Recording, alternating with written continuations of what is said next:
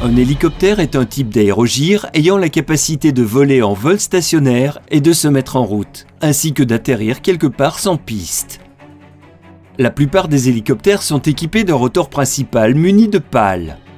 Un rotor de queue compense l'effet de couple créé par le rotor principal. Le poste de pilotage, avec commande de vol et affichage, se trouve dans la partie avant. Le rotor principal est le composant le plus complexe.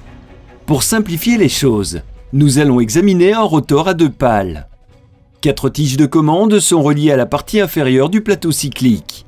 La partie supérieure du plateau cyclique est reliée aux pales du rotor par d'autres tiges de commande.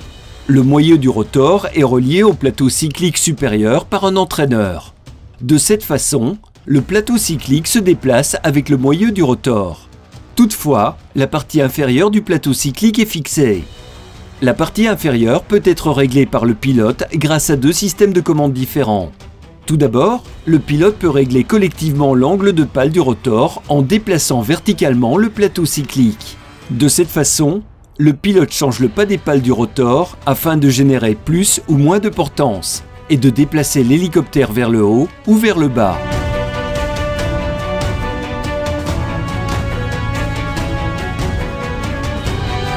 Toutefois, les pales du rotor peuvent également être variées de façon cyclique. Pour ce faire, le pilote n'a qu'à incliner le plateau cyclique.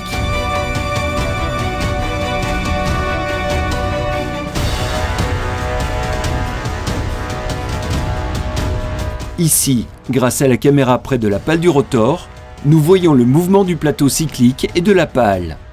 Par conséquent, chaque pale de rotor a le même angle à une position spécifique. Pour incliner le plateau cyclique, le pilote utilise le levier dans sa main droite.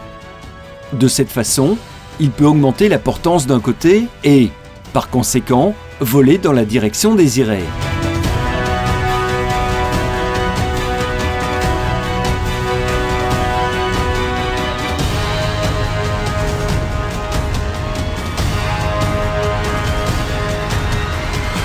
À l'aide du levier de pas collectif dans sa main gauche, le pilote contrôle le pas de toutes les pales du rotor pour faire voler l'hélicoptère vers le haut ou vers le bas.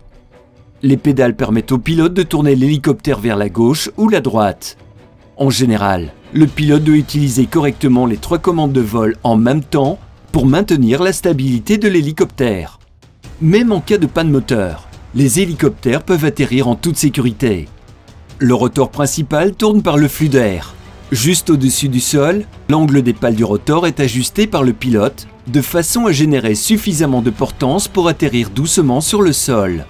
Ce processus est appelé autorotation.